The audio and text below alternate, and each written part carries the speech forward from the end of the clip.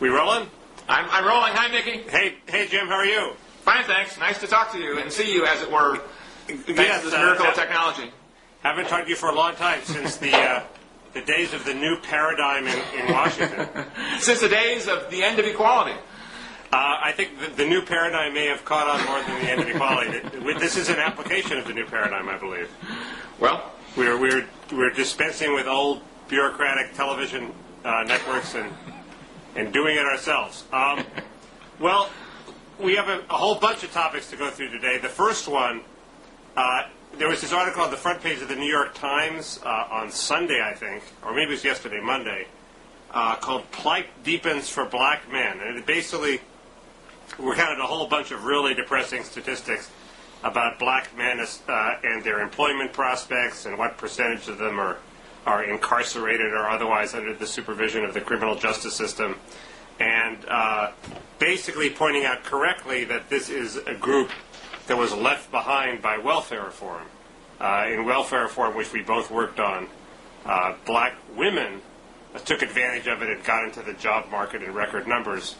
But black men, who were never really on welfare to begin with, did not take advantage of it. I had some hopes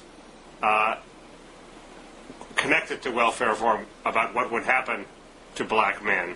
But why don't I let you comment on this first? Well, I think that it's right. The article was extremely depressing, and it's, I think, just anecdotally living here in Washington, D.C. over the last couple decades, I think I've seen a huge change in the ethnic and demographic mix of the for lack of a better term, the service class. 10 or 20 years ago, you never saw black female cashiers in the CVS's and in the drugstores and so on. Safeway, now you do.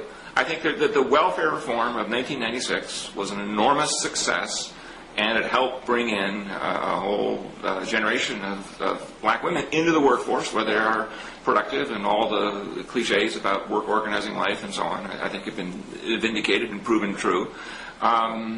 At the same time, being in D.C. or New York or any other big city, you clearly see evidence that black men are having a hard time. They're on the streets, just watch the local news in terms of crime. And so I think that the issues that the Times raised, and apparently there's been a slew of academic studies, I think from Harvard and other Ivy League schools, so just in the last little bit that underscore this point, show that the model that worked on welfare reform, and Mickey, you get a lot of credit for bringing around the left and the Democratic Party, at least a critical mass of it, into support of a fairly tough-minded but also work-oriented welfare reform plan. I think clearly we're going to need something in addition to deal with this next half of the problem. Right. But keep in mind, nobody ever really thought that welfare reform itself would help black men. Everybody knew before it passed that they were the tough problem. Not only are women, poor, single black women who tend to be the people on welfare, the most employable so-called underclass group, but they are on welfare, so the government has a way to get them to go into the labor force. The black men are not by and large on welfare, so the government had no lever it could push to push them into the workforce. My hope was that black women, faced with the prospect that they weren't going to get a welfare check if they had a kid, that they were going to have to work, would be much pickier in the men they chose to have children with, and would start to pick men who could bring home some money themselves, who were the sort of right kind of men who most women want to marry. There are some indications that that's happening. I was very heartened a few years ago when there was this song called "No Scrubs" by TLC about how women didn't want to go out with men who didn't have jobs. I haven't followed what's happened to that, though. Is it your sense that that isn't enough? That this was hopelessly utopian? Well, I think that every little bit helps, but I do think we have to, keep thinking here. And I found myself reading an interesting book by the well-known author Douglas Brinkley, about the founding of the Knights of Columbus, the Catholic fraternal organization. As many of our viewers know, in the 19th century, the Irish had many of the characteristics of blacks today. They were poor. They weren't educated. They were prone to violence and substance abuse. Of course, back then it was just alcohol. And many different forces came into play to bring the Irish into the lower middle class and then the middle class. And now they're fine, productive citizens. And so I found myself reading this book about Father McGivney in New Haven, Connecticut in the 1870s and 1880s as he thought about this problem. And it turns out there were a great many temperance organizations organized mostly towards the young, and that he sort of pulled together that idea of a Catholic fraternal organization, made it broader than the Irish, giving the name Knights of Columbus, which was actually sort of a gift, as it were, to the Italians, right, who were not nearly as significant ethnically in 1882 precisely as they were even 10 or 20 years later. And the Knights of Columbus were an enormous success at providing insurance and organization and structure to people. And so, while for the last few decades people thought about such otherwise obnoxious people as Louis Farrakhan, and there's a book about 10 years ago called Upon This Rock about an evangelical Christian church in Brooklyn and how that was doing good things for black men. It might well be that history will record that when and if this problem gets solved, it will be because we've created some spiritual, cultural, peer pressure dimension to the problem that clearly the welfare reform, as we've conceived of it up to this point, hasn't yet brought about. You saw some of that with the Million Man March, not the Million Man March, but the evangelical equivalent that came later. What was their name? The Million Families March. And many people. Farrakhan is a bad guy. There's not much to be said net in his favor. However, he clearly had the idea of self-respect and dignity. Now, if you could find somebody who wasn't rabid on other issues, who could deliver this, and again, the fear I kind of have, just as an observer, I'm not necessarily always a problem solver, just an observer, is that the most attractive religious faith for third world people, if you will, is Islam. They do appear to have a pretty strong message that not necessarily the Nation of Islam, but Islam. Not in Latin America. In Latin America, the evangelicals are making huge strides. Right, but I'm talking about in the U.S., especially with the black community. You're looking for some. This is what secular liberals and secular conservatives might just have overlooked. Is that whether it's the Shia and the Sunni in Iraq and the Middle East and everywhere else, or the Christians in red state America, we might just still not fully comprehend the power of a comprehensive religious model for organizing society, and it's a real challenge to people who don't want that model to be organized in society. I figure out how they're going to do it instead. I wasn't thinking of the Million Man March, although that fits too. I was thinking if there was that Christian march. Oh, the stand in the gap. No, it was like some name like the Uplifters or something. It was. Oh, the Promise Keepers. Yes, the Promise Keepers had some of that. It was very integrated, and it was the sort of thing that might do the job. And I want to emphasize here that this is a glass half full, half empty situation. We're only talking about like half of the black male population. The other half is going to college and is not something to worry about. In fact, there's a hope that they will provide sort of a counterweight and role models. The two other solutions that leapt to mind, in addition to hoping that black women will be choosier, are immigration reform. In other words, right now, there was one time when black men prospered. That was at the end of the Clinton years when the labor market was so hot that practically anybody could get a good job, even people who were at the bottom of the queue, the end of the queue for the labor market. Then the economy cooled down a bit, and unemployment in that group went back up. And immigrants are, in fact, taking jobs that otherwise they might fill. So if you were a person concerned about unemployment of black men, you'd want to tighten the borders and give our people work before we gave work to equally deserving people who happen to be from other countries. The second thing is drug legalization. In Jason DePaul's book, the welfare mothers there say, well, dealing drugs was every black man's job where I came from. There is a counter industry there that has a tremendous pull where people can earn income for a while before they go to prison, selling drugs. If you took away that source of income, they'd have to go find jobs somewhere else. They have to sustain themselves somehow, and they'd be pushed back into the legitimate economy. So those are two obvious policies that might help solve this problem.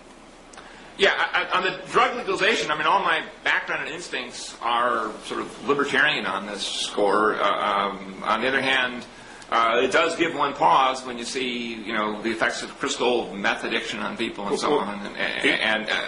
So in other words, if we were to legalize drugs and we think we're legalizing marijuana, and in fact we wind up legalizing some as yet invented drug that really is the equivalent of a lotus flower. You just can't stop taking it until you die. I mean, that's not hard to imagine. Some clever capitalist chemist really creating the killer app of a drug, no pun intended. So I'm a little bit ambivalent on that one. And of course, the politics of legalizing drugs are pretty terminal. The guys selling drugs 3 blocks from here are not selling marijuana. They're selling. If you're in Venice, I'm sure you have a chance to study. But it is a growth industry. I had always assumed that drug legalization was a disaster for the white suburban community, where there are a whole bunch of kids who aren't exposed to drugs now who would be, but would be good for the black community, where drugs have penetrated about as far, the poor black community, where drugs have penetrated about as far as they can, yet they provide this sort of alternate illicit lifestyle that leads nowhere. And if all you cared about were young black men, you might make that trade-off. You might, but you do have to be responsible for the rest of the country too. And if the country is 85% white, then you can't. I mean, you flunk any kind of Benthamite calculus to say we're going to save 7% of the population and cause damage to 42% of the population. Here's a crazy idea. This is a generation, a sort of lost generation, but eventually new generations will take its place, and they will be the generations produced by working African American men and working African American women, and eventually demographically they will just crowd out the gangbangers and the unemployed people hanging around. That's an interesting question. Of course, the variable there would be who actually has children. I mean, let's face it. I mean, one of the problems of welfare reform is that even if you don't have a job in this country, it's sort of a rich society no matter what you do in terms of, you can make a... It seems like in a country where the per capita GDP is about $37,000 per person, it's just a lot of money spilling around, doing almost anything. So you really can, live a pretty lumpen lifestyle and still not starve to death. And so I don't know exactly who's having children. My fear a little bit is that the black women, since they're a key part of any child-bearing transaction, that are least likely to have children are sort of the upwardly mobile professional types. Well, that's true. And I think the black birth rate is falling rapidly, as is the Latino birth rate. As people get richer, that does tend to be what happens. So we're doing negative eugenics here in terms of, or dysgenics, by the people who are most educated and most affluent are the ones least likely to have children. That's certainly a phenomenon you can witness in any law firm here in the East Coast. But I just think, I guess I still cling to my welfare reform hope that when women have to work, they can't rely on the government to send them a check if they have a kid. They're not going to have kids with a guy who's not going to support them, because they're going to have to work for every penny he doesn't give them. It's not, like the old welfare situation. It may be a reason why we have to get tougher with welfare reform. I mean, the welfare rolls have been cut, by over 50%, but there's still 40% of the people who were on welfare are on welfare. So, and we're not making them do a whole lot. We scared Well, I think that, again, you and I probably would both support some version of a civilian conservation corps or something along those lines that it would had some sort of maybe even mandatory national service component to it. I forgot about that. That's a good idea. That's an idea that I once proposed as a solution to black male unemployment. Right. You have to pay a very low wage for that, and I don't know how many black men around here would actually take those jobs. Well, I said possibly mandatory. So then we might be moving toward a draft anyway for various other reasons. They'd be working side by side with people from all parts of town, and so it will be a broadening experience for all concerned. Possible.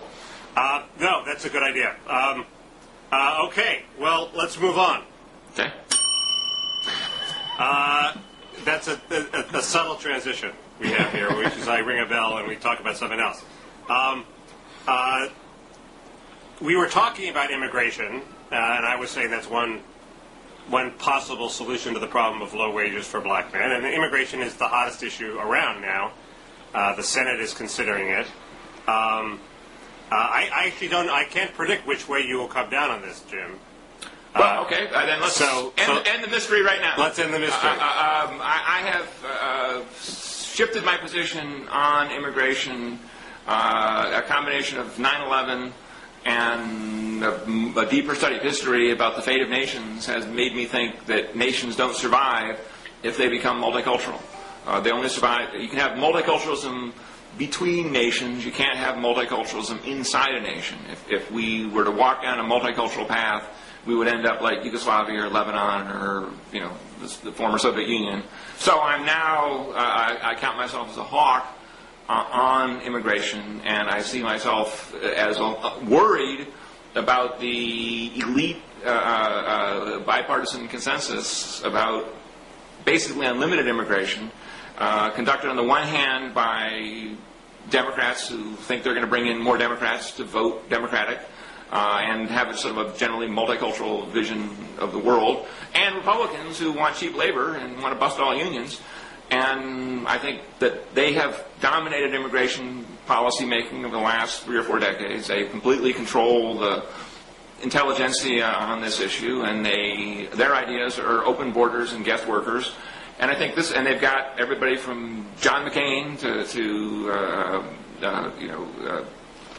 George Bush. Teddy Kennedy to George Bush on board, and yet because this idea of international cosmopolitanism so goes against the grain of, I think, the good sense of ordinary Americans, that a ragtag bunch of Tom Tancredo types and Minutemen are actually winning on this issue. I think that effectively there will be a wall between the U.S. and Mexico in the next 5 or 10 years, and I'm all for it. Well, but I share your concerns about multiculturalism, and there are not many people who do. So we're a small embattled minority here.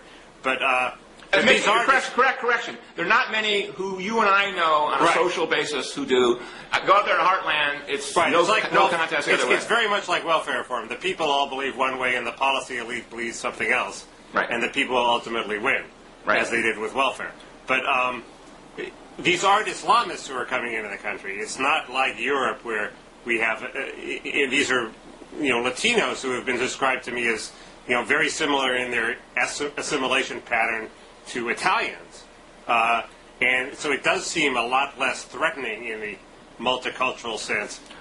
Two points there. One is there clearly are a lot of Muslims coming in. You just look around, cities. I mean, there's a big series in the New York Times about a mosque in Brooklyn a couple weeks ago, and that appeared to have I think the parish, as it were, was about 500 people, and it seemed like most of them had been born overseas. So there's a lot getting in. I mean, whatever the numbers, and I would, if anybody's curious, they can go to Center for Immigration Studies, CIS.org, and look for themselves to try and decide what the numbers are. And so, yes, there are a lot of Muslims coming in. As for the Hispanics, I agree that in terms of their own nature, they probably are a lot like the Italians. Who came 100 years ago, and the Italians made a huge contribution to America. The difference, though, and this is a critical difference, is the nature of the system that receives them.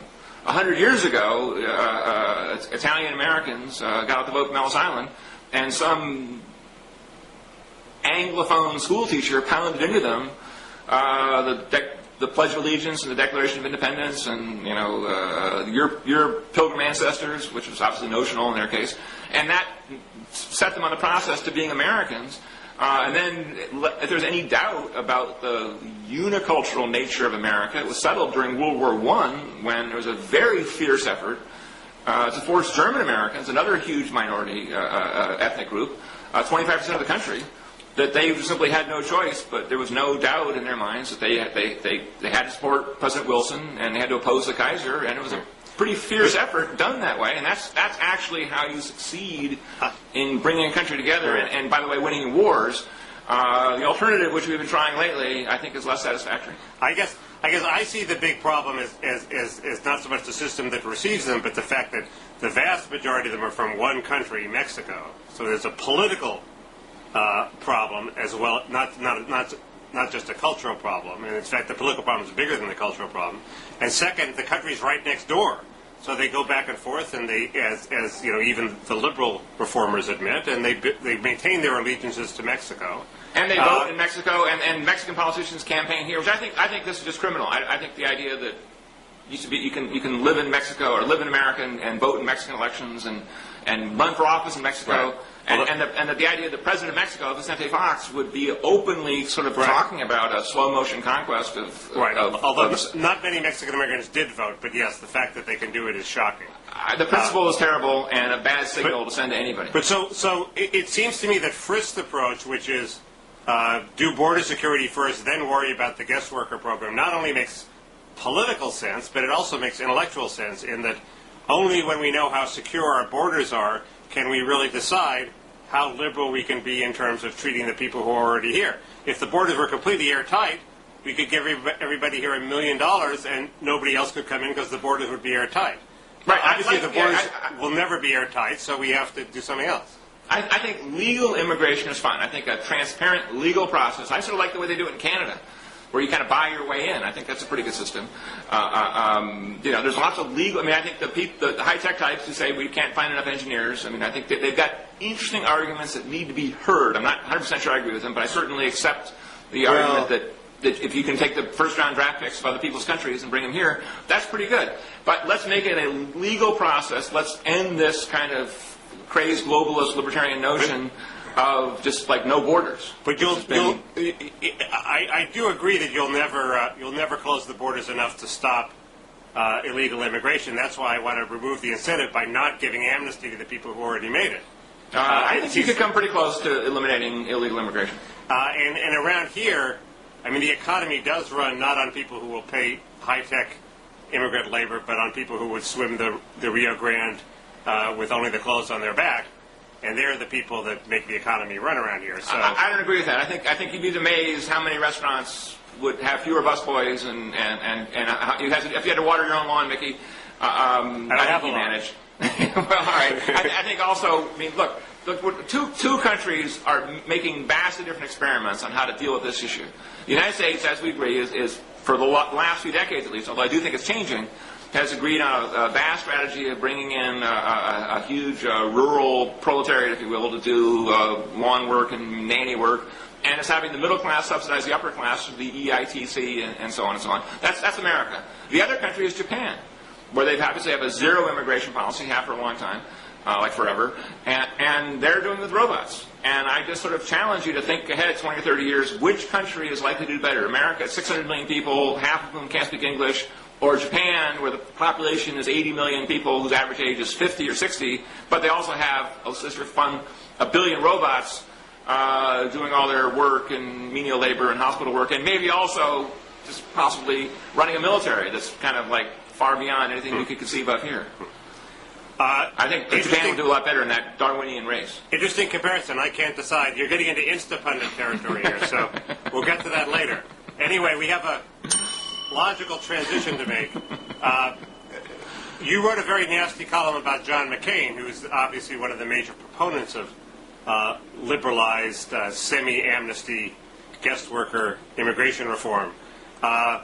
And I've always thought that McCain was going to be our next president by almost popular acclamation. We didn't even need a vote. It could be like in the Senate where they just say all the ayes say aye, and everybody would say aye. You seem to dissent from that. Well, I wrote a column in which I noted that McCain had finished 5th in the Memphis straw poll at the Southern Republican Leadership Conference a couple weekends ago, which told me that the grassroots of the Republican Party are not in love with McCain. I know the elites are in love with McCain. I know that the same people who love unlimited immigration and campaign finance reform, and mostly on the left, but partly on the right, love McCain, and he's gotten a great run of press, and he's certainly got a personally heroic story. I'm not here to at all quibble with his record in the Navy and as a POW and so on. But I think that a lot of the ideas he has for the country are terrible. I think that the one I dwelled on most was campaign finance reform. I think that the idea that he proposed in 2000, that to my knowledge he's never taken back, of creating a cabinet-level department of campaign finance reform, and then the name he suggested to run it would be Russ Feingold. Now I realize that plenty of people in this country think Russ Feingold will be a great president, let alone a great as well as being a great campaign finance czar. I don't happen to agree with that vision of how politics ought to be conducted with the government running it, and I'm sure as heck am positive that the Republican grassroots don't think that way, that they don't want to see Common Cause and Fred Wertheimer running American politics. And I think McCain's going to have a hard time getting the nomination. Well, there are two issues. One is whether his ideas are any good, and the second is whether he'll win, and they're separate. He could be elected even if his ideas were awful. The counter-argument is, I've always agreed, I've always thought, because of the phenomenon you talk about, that the activists hate McCain, and for pretty good reasons, that he could never get the Republican nomination and would have to run as an independent third-party candidate. But I thought he'd win as an independent third-party candidate. I mean, Ross Perot got 20% of the vote, and he was wacky. McCain's not wacky. He's a war hero. So if Perot gets 20% of the vote, he gets 40%, and he wins. The Iraq War is the one issue which might give him the Republican nomination, because he has been behind Bush on that. It's the most important issue to the Republicans, and if what they care about is preserving Bush's legacy, which is almost entirely Iraq at this point, McCain seems to be their guy. And that's one reason. I agree. I think, look, I do agree with you. McCain is far and away the strongest political figure in America today. And he would be, if he got the Republican nomination, he'd be the overwhelming favorite against Hillary Clinton or whoever. The Democrats, and I agree with you on the third party thing. And I think he's still probably the favorite for the Republican nomination. So he's got that interesting situation. He sort of can win in almost any sort of scenario you can imagine. But yes, I do think that anybody who supports McCain ought to have some pause, especially on the left. I mean, anybody who considers him or herself to be a liberal, who's not a crazed neocon, ought to be thinking to himself that McCain, with that fighter-pilot mentality, is probably even the one person who's more enthusiastic about foreign wars than George W. Bush. It's weird. When Ronald Reagan was running for president and was obviously about to be elected, everybody was worried he was going to start World War III, a nuclear war. And my old boss, Charlie Peters of the Washington Monthly, said, no, his self-image is that he's a nice guy. And he won't want to jeopardize that self-image, so we're protected against his potential warmongering. Same with McCain. His on-paper instincts are hard right in a lot of cases, but he so wants to curry favor with the media that they are, if they say this is a terrible idea, you're not going to get out and meet the press. If you promote this idea, he'll drop it like a hot potato. He'd drop that cabinet-level, election czar thing immediately if Tim Russert didn't like it. Well, and that's good. That's a strong. In a pluralistic system, who knows where the checks and balances come from? Yeah, right. Well, they balance out. That's a hard one to argue with. Okay, but I agree with you. He does have problems in Iowa, where the activists rule and they don't like him. Right. Okay. We have two more topics. Okay. The next one is what? It's Iran. Right. Where, we have John McCain again. I don't exactly know what McCain's position is on Iran. I assume he's hawkish.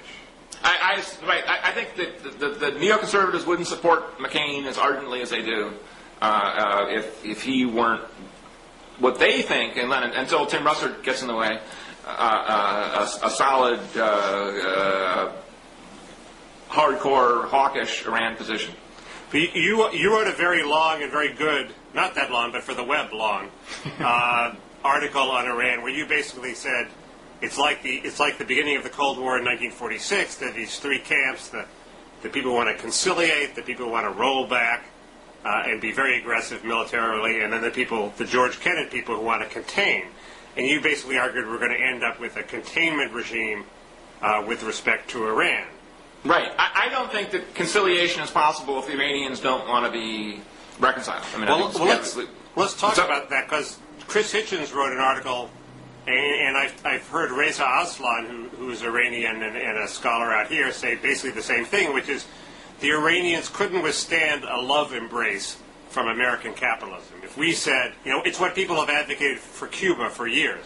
If we said, look, we want to trade with you, we have no beef with you, let's sell you these goods, we want to buy your products, we love you, the mullahs would be gone in 5 years. And that's a pretty powerful argument, it seems to me. It is, except that, I'm not sure that the Iranians would agree to be loved by us, and I think, there are issues of,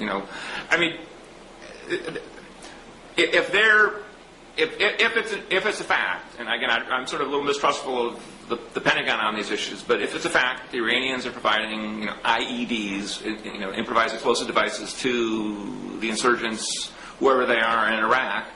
If they're trying to kill Americans, it's hard to see a strategy of love bombing, and again, love bombing, that is, Iran working. I mean, again, it's Chris Hitchens can write it in Slate, and we can talk about it here on Mighty Bloggingheads. But I really sort of doubt that it's a plausible scenario that anybody will get elected to office, especially president, saying I'm going to make friends with Iran. Nixon made his overture to China while the Vietnam War was going on, and China was helping kill Americans in Vietnam. Well, it was wildly popular. It's possible. It's also possible that we would have some love fest with Iran. Then while we're busy opening up McDonald's franchises in Iran, they set up an A-bomb. What do we do then? I agree. That seems to me is the important point. Is while we are trading with them, we're giving them more wherewithal to build a bomb. And the question is, how close are they? If they were 3 years away, I agree this strategy doesn't work. The sanctions. The point is, the sanction regime collapses. The Iranians say we won. I mean, again, I'm not.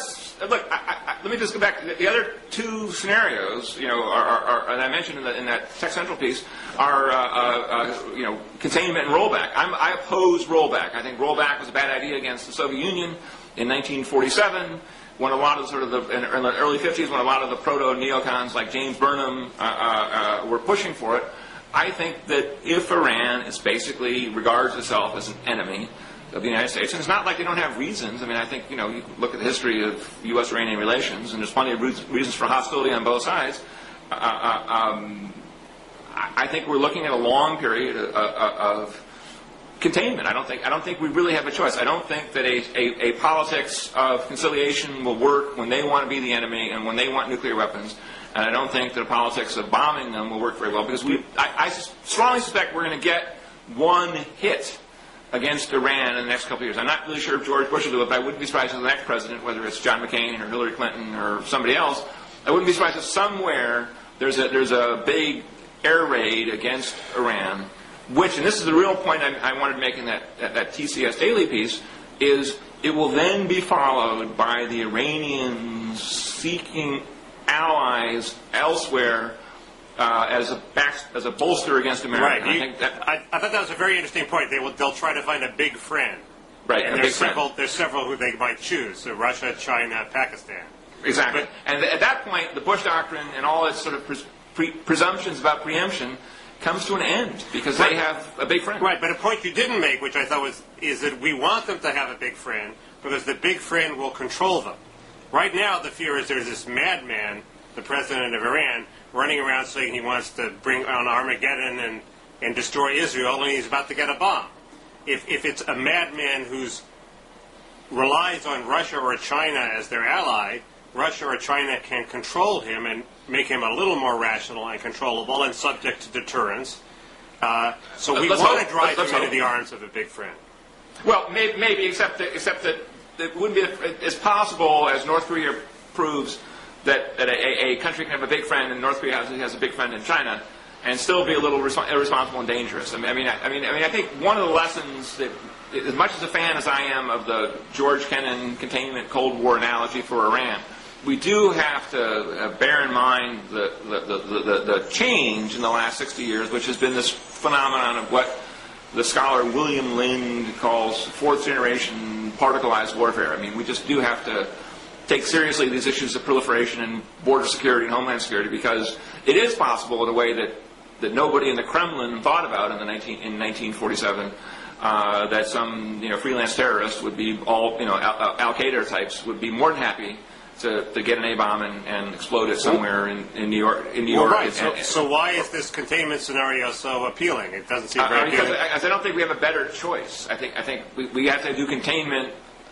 as best we can in the Middle East, followed by a massive commitment to border security and homeland security in the U.S. I think we need to do both. But I don't. Again, I think the politics of Iran in 2006 and the next few years, other than a few people writing op-eds here and there, nobody's going to be talking about conciliating Iran. Nobody's going to be talking about going to a guy who wants to destroy Israel and doesn't want the U.S. to do any good for the U.S. either, and has a million unresolved issues in terms of participation in the Iraq war and so on.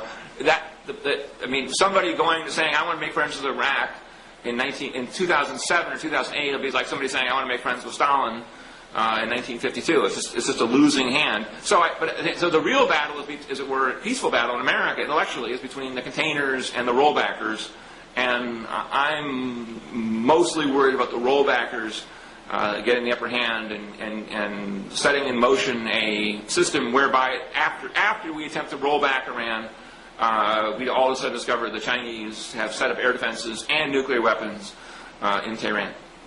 Well, you know more than I do. I just want to point out that even though it may not be politically feasible, the love them to death strategy that Hitchens proposes might be the right strategy. Might be analytically the best shot we have. Yes, it might, but everything works in theory. Okay.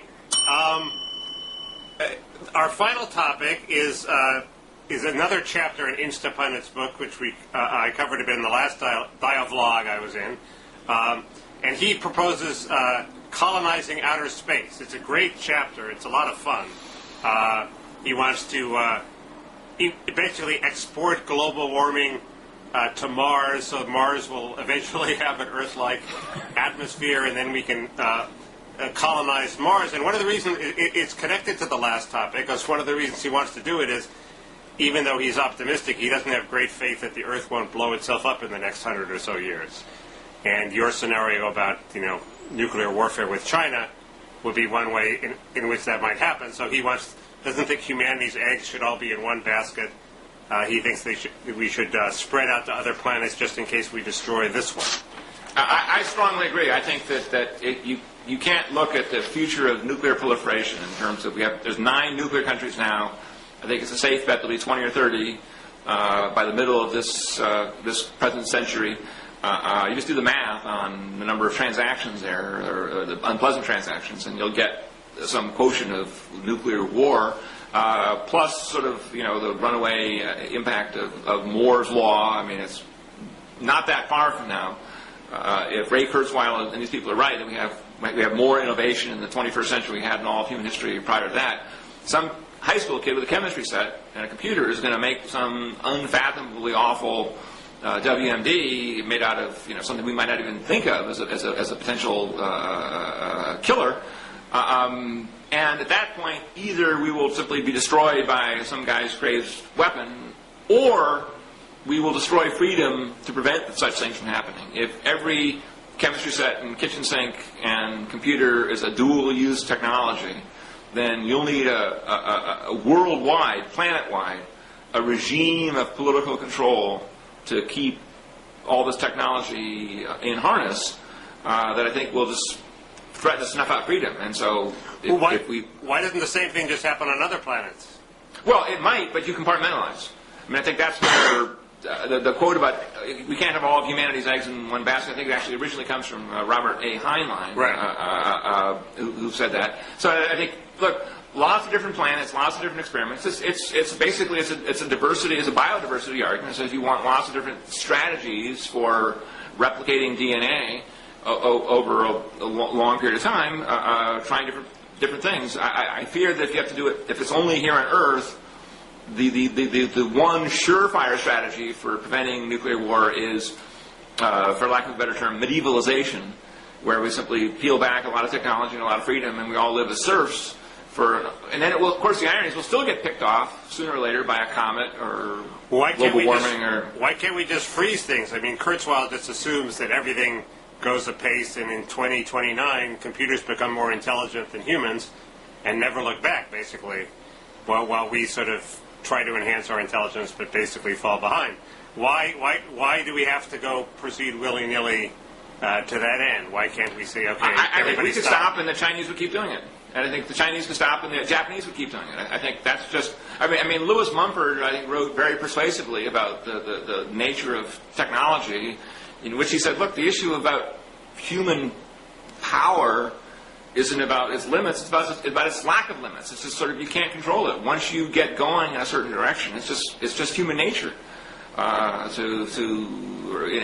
its most sort of mammalian way to kind of run off a cliff or run it right into a brick wall. And so, again, if we ever got to the point we had a worldwide regime that said we're going to freeze technology at the levels of 2006 or, fix them under arbitrary year, I think that kind of political control alone would so... It's similar to my fears about campaign finance. If you have a government that strong that it can limit technological growth and innovation at the most minute level, now then they'll be going after dissidents and pornographers and anybody else they feel like that, and then we'll all wind up in a police state. Well, I guess a couple of points. I can go on my computer here, and it will pinpoint me, and I can get an aerial map of every pizza parlor in my state. Why couldn't I get an aerial map of every nanotechnology lab and go shut them down? Well, you could. Well, and there wouldn't be much freedom after that.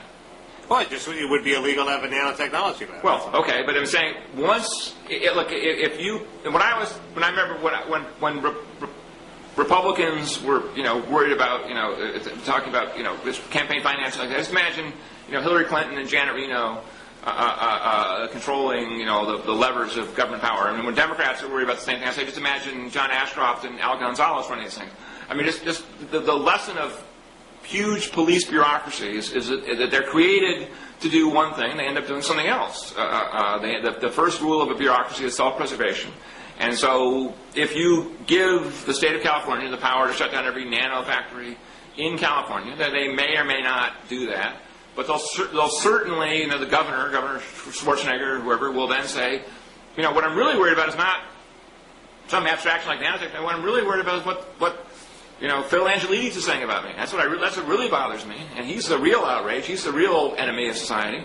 I mean, I think we've learned enough about the abuse of power over the last couple thousand years to know that a Gestapo-like bureaucracy will not be used to first and foremost to stop muggers. It'll be It'll be used to stop political crime of some kind. Well, right, and at the moment we're trying to attract nanotechnology labs, not shut them down. But it does. Forgive me if the alternative of letting technology run amok, but we can colonize Mars and Uranus is not a very appealing alternative. Well, it may not be appealing, I guess, but I would say it's more appealing than the alternative. I really think you're going to have a hard time.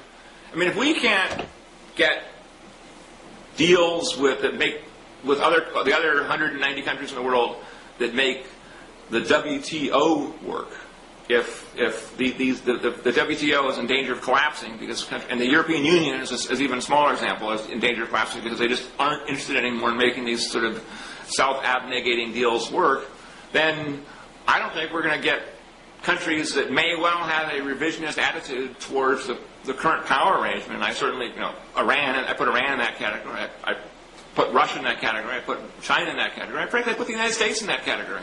None of us are happy with the current amount of power we have. We want more. The United States is explicitly, we want to influence and reshape the Middle East. I expect the Chinese have, in a much different way, the same ambitions. I think the Russians would love to reshape and recolonize not only the Soviet Union but also Eastern Europe.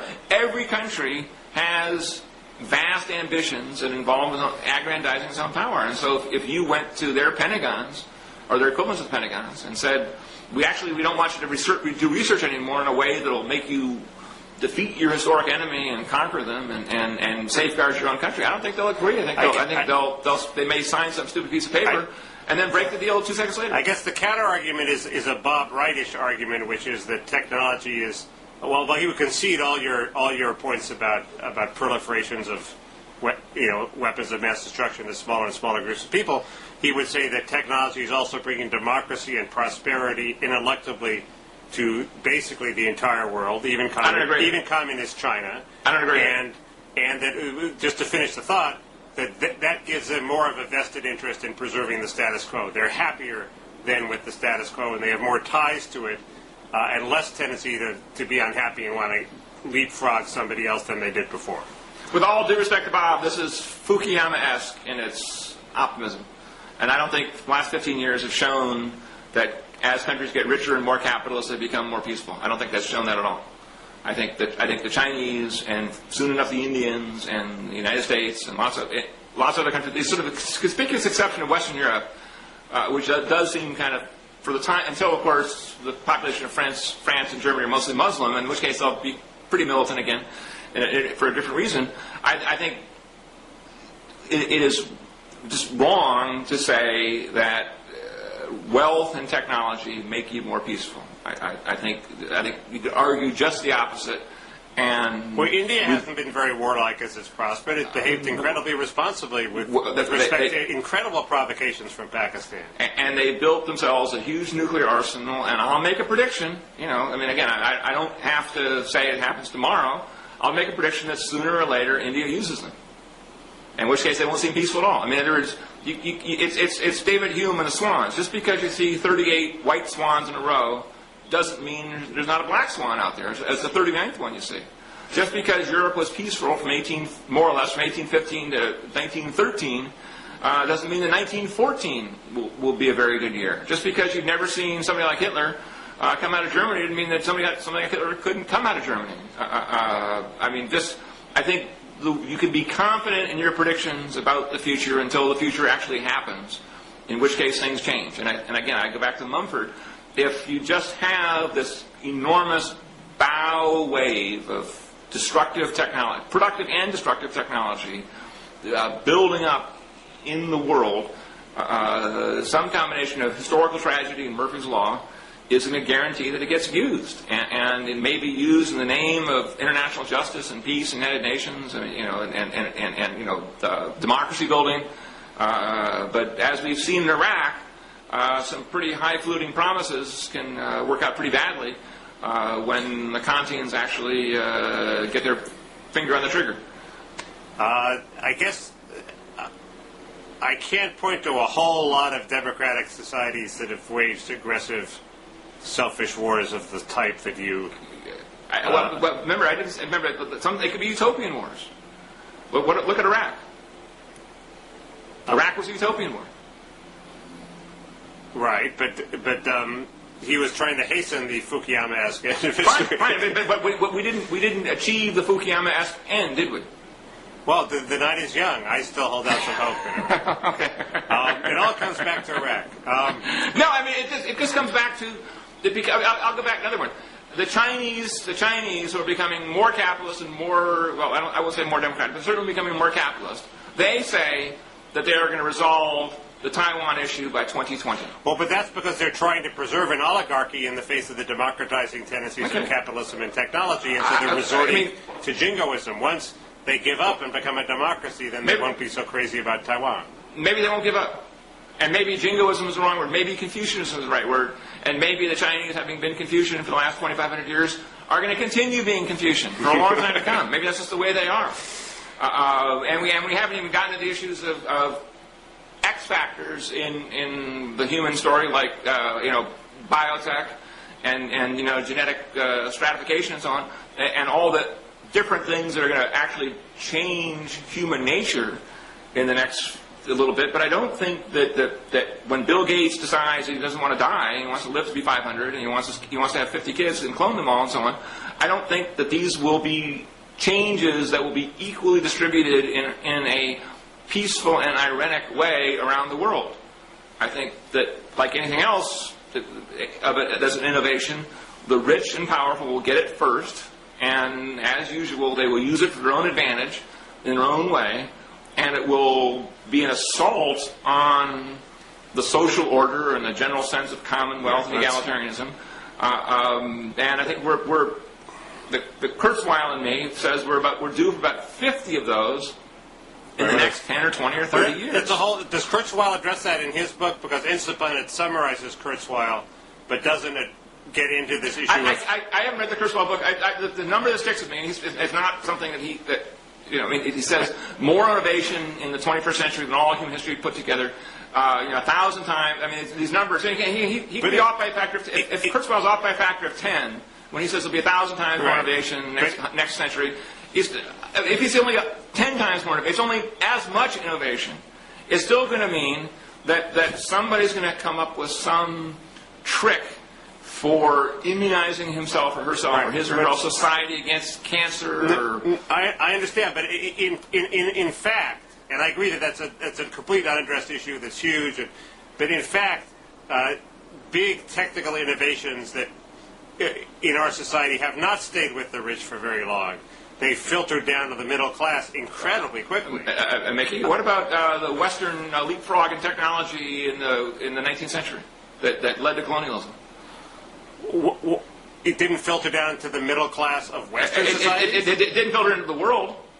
It gave Europe, and basically Europe, and I guess to some extent America, the steamboat and the repeating rifle and maybe the telegraph enabled Europe to conquer the non-technological core of the world in a generation or two. But within each society, if you look at laptops and computer technology or cable TV, everybody's saying, "Oh, the poor aren't going to be able to afford this. It's going to be a digital divide."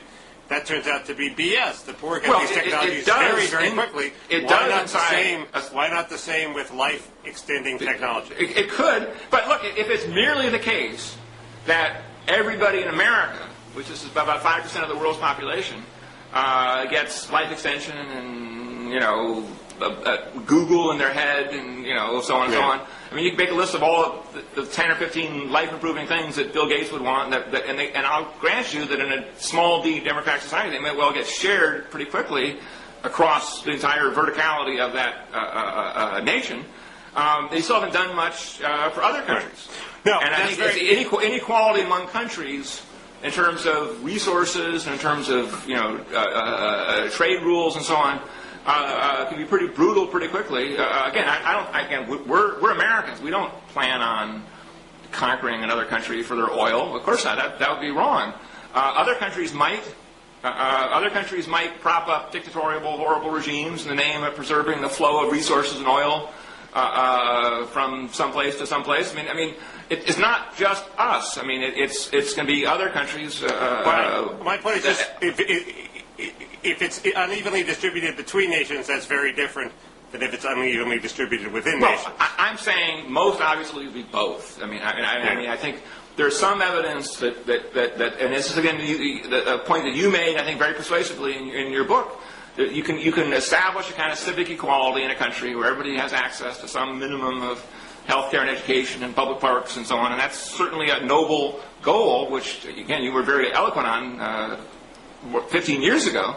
But you have a hard time, and I frankly don't think it's a very important goal, of getting Bill Gates not to be worth $50 billion, and you have a hard time avoiding the enormous benefits and returns to capital and to education that people have noted in terms of the inequality there. Now, again, there's worse things in my mind than income inequality, but you can't tell me that if somebody invents some IQ-raising pill that costs $10 million a year in prescription costs, that will be equally distributed right away. And even in that moment when it's not equally distributed, when all of a sudden the world changes in some shocking way, and again, not unlike the way that the machine gun or electricity or the airplane or the tank ripped through traditional societies, including traditional militaries in Europe,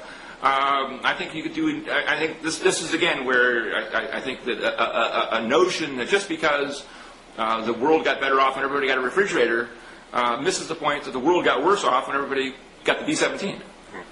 I wish you would talk about big ideas sometime, Jim, instead of this small war stuff. I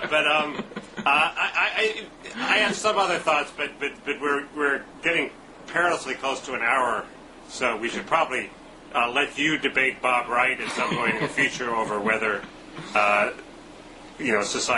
democratic societies are intellectually more peaceful and happier in the web of coexistence. Worth remembering that when Tom Friedman offered the Golden Arches test, he said no countries that have McDonald's franchises have ever gone to war against each other, which is true, I think, when he said it in about 1999.